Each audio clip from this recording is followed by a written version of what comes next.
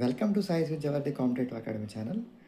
మనకి ఆంధ్రప్రదేశ్ రాష్ట్రంలో 10,060 పోస్టుల భర్తీకి ఆంధ్రప్రదేశ్ రాష్ట్ర ఆర్థిక శాఖ తాజాగా ఒక జీవో జారీ చేయడం జరిగింది.